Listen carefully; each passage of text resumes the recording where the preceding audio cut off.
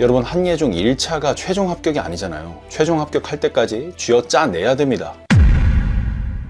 오늘도 한예종 지정 희곡 분석하겠습니다. 극한의 딜레마를 다룬 희곡 르시드입니다.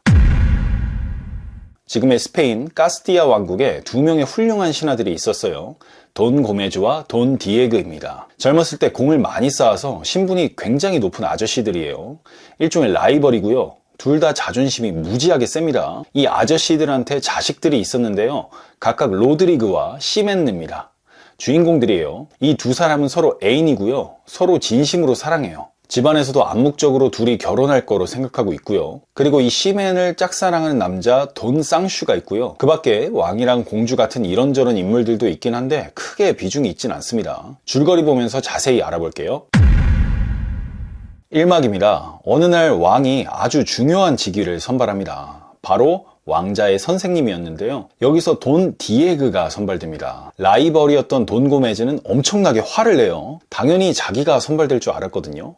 왕이랑 미팅을 마치고 나오자마자 고메즈는 디에그에게 엄청나게 화를 냅니다. 더러운 술을 써서 자리를 차지했다고요. 디에그도 여기에 지지 않고 화를 내는데요. 두 아저씨들이 이렇게 말다툼을 벌이다가 고메즈가 뺨 한 대를 갈깁니다. 이 뺨 한 대가 사건의 발단이 됩니다. 집에 돌아온 디에그는요, 너무 치욕적이었겠죠. 아들을 부릅니다.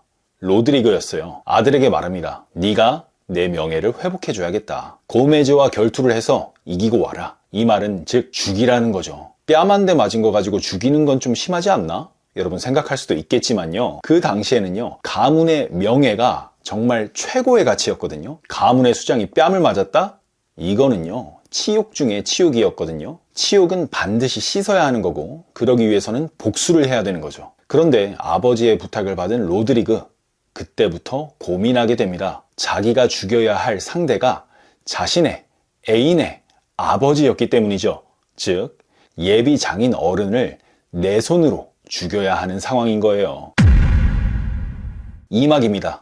로드리그의 머릿속이 복잡합니다. 가문의 명예를 지키면 사랑하는 시멘이 무지하게 슬프겠죠. 그렇다고 아버지를 무시할 수는 없습니다.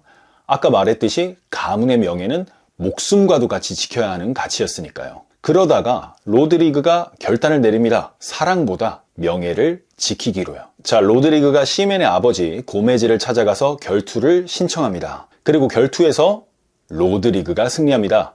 고메즈를 죽였어요. 로드리그의 애인이자 죽은 돈 고메즈의 딸 시멘은 어떻게 반응했을까요? 시멘이 왕을 찾아갑니다. 저자가 우리 아버지를 죽였습니다. 사형에 처하게 해주세요. 2판 4판인 거죠. 시멘도 로드리그를 사랑하지만 시멘 역시 가문의 명예가 더 중요했었던 거죠. 왕은 시멘의 의견을 받아들여서 로드리그를 지명수배합니다.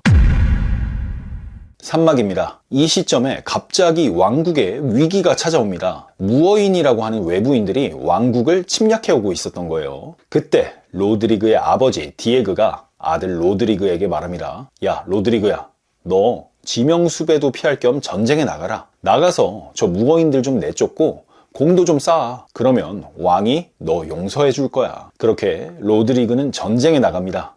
무어인들을 죄다 물리치고 큰 공을 세웁니다. 자, 4막입니다. 이제 로드리그가 전쟁 영웅이 돼서 돌아왔어요. 그리고 왕에게 르시드라는 칭호를 받습니다. 영웅이라는 뜻이죠. 이 희곡의 제목이기도 합니다. 그런데 이제 왕이 좀 난감해졌어요. 로드리그는 이제 나라를 구한 영웅이잖아요. 시멘이 요청한 대로 로드리그를 처벌하기가 좀 곤란해졌죠. 왕이 시멘에게 말합니다. 시멘아, 이제 좀 용서해라. 너도 얘 사랑하잖아. 시멘이 용서했을까요? 아니요. 시멘은 여전히 로드리그를 사랑했지만 복수는 의무였어요. 계속해서 왕에게 때렸습니다. 결투를 하게 해주세요. 나 대신 로드리그를 죽여주는 남자와 결혼하겠습니다. 라고요. 그때 한 사람이 손을 듭니다. 시멘을 짝사랑해왔던 돈 쌍슈라는 사람이었어요. 돈 쌍슈한테는 지금이 완전 찬스였죠. 이제 시멘에게 복수 각이 나옵니다. 그때 왕이 얘기합니다. 알았어. 하지만 대결은 이번 한 번만이야. 그리고 대결에서 이긴 사람이랑 너는 무조건 결혼해야 돼. 자, 이제 전투 결과에 따라 시멘은 로드리그나 돈 쌍슈 둘 중 하나랑 결혼을 해야 되는 거예요. 5막입니다. 두 사람의 결투가 시작됐습니다. 시멘이 그 결과를 기다립니다. 제발 로드리그를 죽여달라고 얘기했지만 마음속으로는 로드리그가 죽지 않고 돌아오길 바래요. 그때 저기 남자 한 명이 시멘의 집으로 걸어옵니다. 누구였을까요? 로드리그가 아니라 쌍슈였어요. 시멘은 절망합니다. 쌍슈가 무슨 말을 하려는데 그 얘기를 듣지도 않고 왕을 찾아가요. 왕에게 얘기합니다. 나 사실은 로드리그를 사랑했어요. 그런데 명예 때문에 어쩔 수가 없었어요. 나 돈 쌍슈랑 못 살아요. 나도 그냥 죽을래요. 때를 씁니다. 진짜 지 마음대로죠. 자, 그때 뒤에서 로드리그가 등장합니다. 어떻게 된 걸까요? 사실 결투는 로드리그가 이겼는데 돈 쌍슈를 죽이지 않았던 거죠. 결국에는 왕이 이 둘을 화해시키고 시멘과 로드리그 둘 다 이 결과를 받아들이고 결혼하기로 합니다. 해피엔딩이죠?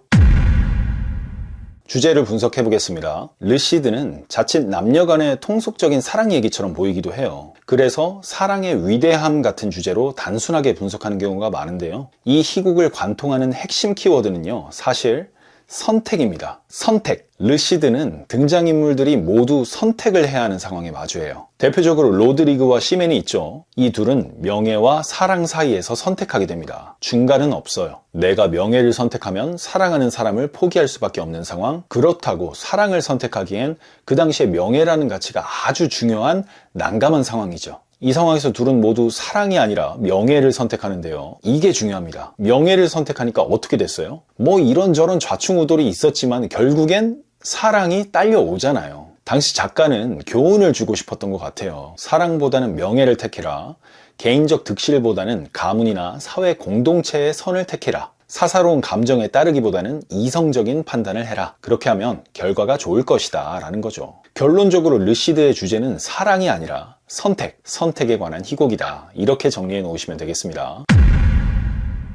이제 한예종에서 르시드가 나온다면 어떻게 활용될지 알아볼게요. 먼저 연기 전공입니다. 단순히 당일 지정대사와 질의응답으로 나올 수가 있어요. 몇몇 긴 독백이 있거든요. 지정대사로 나온다면 정확한 발음, 발성으로 전달하시고요. 여러분 호흡 잘 하시고요. 사실주의가 아니기 때문에 동선이나 제스처를 만들기보다는 정황이랑 감정을 정확하게 전달하는 것을 목표로 하시기 바랍니다. 그리고 질의응답은 뭐 어렵게 나오지는 않을 것 같아요. 단순히 작가 누구냐, 주제가 뭐냐, 뭐 이렇게 물어볼 수 있어요. 그것보다 좀 어렵게 나오면 이 작품의 사조인 신고전주의 개념이 뭔지 물어볼 수는 있습니다. 신고전주의를 간단히 설명하면요, 르네상스 시기의 3일치 법칙으로 쓰인 작품들을 말해요. 3일치 법칙이란 건 작품의 시간은 하루 이내에, 장소는 한 곳에서, 행동은 하나의 일관된 목표를 가져야 한다는 규칙인데요. 사실 르시드는 당시에 이 규칙을 어겨서 더 이슈가 되었던 작품입니다. 참고로만 알아두시고요.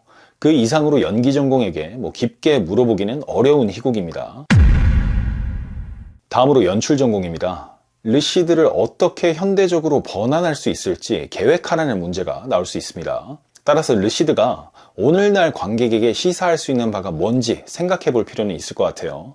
선택이라는 키워드를 생각해 보면 좋을 것 같고요. 어떻게 하면 흥미롭게 형성할 수 있을지 시놉시스 쓰면은 좋은 연습이 될 것 같아요. 르시드를 효과적으로 각색을 한다면 명예나 신념 이런 것들이 부딪히는 정치 세계 이런 걸로 각색을 할 수도 있겠고요. 정의, 복수 이런 개념을 사용할 수 있는 법조계라든지 검찰 조직 이런 걸로 이야기를 바꿔볼 수도 있을 것 같아요. 여러분이 상상력을 좀 발휘해 보시기 바랍니다. 다음으로 무대미술 전공입니다. 대부분 장면이 실내에서 진행되고 또 통속적인 유럽의 궁정이에요. 혹시라도 특정 장면을 묘사하라고도 할 수 있으니까 레퍼런스 이미지를 찾고 좀 미리 연습을 해 보시고요. 또 다른 방식으로는 희곡의 다양한 장면들이 있죠. 그런데 이 모든 장면들을 실현할 수 있는 포괄적인 무대 디자인을 시각화해봐라. 이런 식으로도 나올 수 있어요. 모든 장면들을 포괄할 수 있어야 되고 또 핵심 주제도 던질 수 있는 방식으로. 자, 이렇게 르시드에 대해서 분석해 봤습니다. 여러분 도움이 되셨다면 구독과 좋아요 한 번씩만 눌러주시면 감사하겠고요. 연영과 준비하는 모든 학생 여러분께 도움이 될 수 있도록 끝까지 노력하겠습니다. 윤쌤이었습니다. 감사합니다.